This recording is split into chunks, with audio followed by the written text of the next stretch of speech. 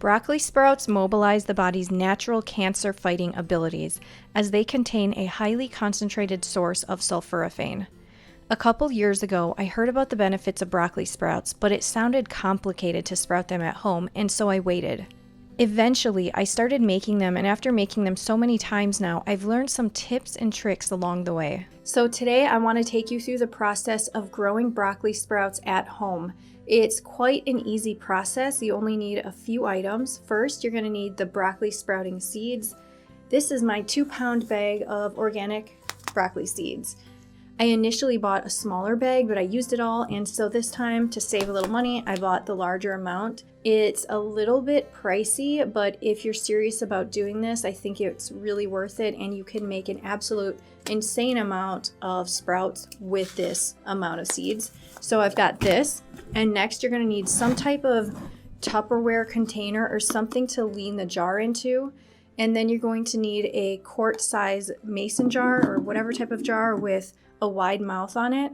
And then for me, I purchased these special sprouting seed lids with the covers and everything. And it came in a 2-pack, and these are stainless steel, and they're supposed to be rust resistant. I haven't had any problems with them, and I've had them for a few months. So I really like this whole setup. And as you can tell, I'm in the process of growing some sprouts right now, and it's nearing the end.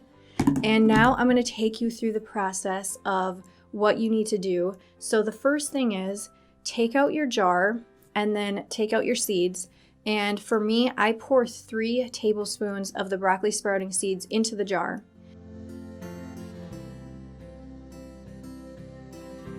Now, the very first time you do that, I will rinse them 2 times. So I'll wash them out thoroughly. I have the lid on and dump it out. Then for the 3rd time, I fill it up about halfway. And then after that, I place it into my refrigerator, which it's going to stay there overnight. You don't have to put it in your refrigerator. Some people say that it speeds up the process. I haven't really noticed a change whether I put it in the refrigerator overnight or whether I put it in a cabinet or just set it on the counter. You can do any of those things, but most people say to put it in a cabinet overnight for the first night. After that, when you wake up in the morning, you're going to take it out and dump the water out. Then you're going to fill it up again and shake it around so the seeds are really getting covered with the water, and then pour it out again. So you're just rinsing it. And then once you do that, the main suggestion and the main tip that is the most important, because I have heard people say online about them having problems with a bad smell or it going bad or rancid. And there's other issues with concerns over bacteria growth and stuff like that. The most important thing to avoid any of those problems is that when you're rinsing it, that you really, really get that water out. And so you shake it and then shake it again and shake it again if you're concerned. And then after that, obviously, if there's any more excess water, it's going to go into your Tupperware. And after, for the first couple of days especially, after you shake it and the water is out, then I turn it like this so that the seeds coat along the sides and they kind of pile up on each other. And I think that helps with heating it up a little to the point where it helps them break open and start the germination process. And so that's how I do it. And what you're going to be doing is every day you're going to be doing the same thing. You're going to be rinsing it in the morning and in the evening. If you have any concerns, you can rinse it more than that. It's totally fine.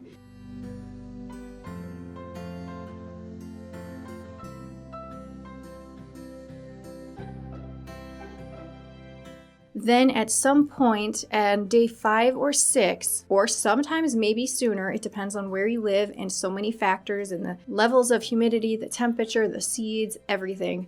But at some point, there's going to be a lot of growth happening and you're going to get near the end of the process. And that's where it's going to get tricky for you until you've done this multiple times, because some people stop the process after 5 days because they start getting concerned about, the issues that I just mentioned, like they're concerned about it going bad. And that's totally understandable. But I noticed that when I don't stop it right away, when it first starts looking like this, when I wait a day or 2 more, the growth is massive and the sprouts get so much larger and they really fill up the jar. And for the last couple of days, once it gets to this point, you can see how full this is. I start putting it in front of like a little growth light or some other type of light, and I'll just set it like that in front of it for half the day or part of the day. After that, either 2 nights before I think it's going to be completed and ready to be harvested, like ready to be done, a day or 2 before, I will fill this up with water in the evening, and I'll let a lot of these little brown seeds that were broken open, I let them float to the surface and I get them out with a spoon. I don't need all of them out, I just like to get some of them out, and it helps to get rid of them.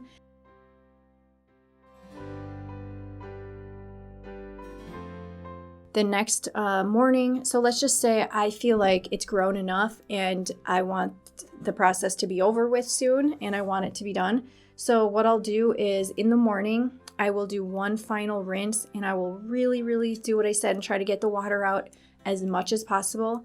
Then I will take a pair of tongs, and I also have a larger Tupperware, which is just a perfect size. I'll take it out, I'll take all the sprouts out, and I'll put it into the Tupperware.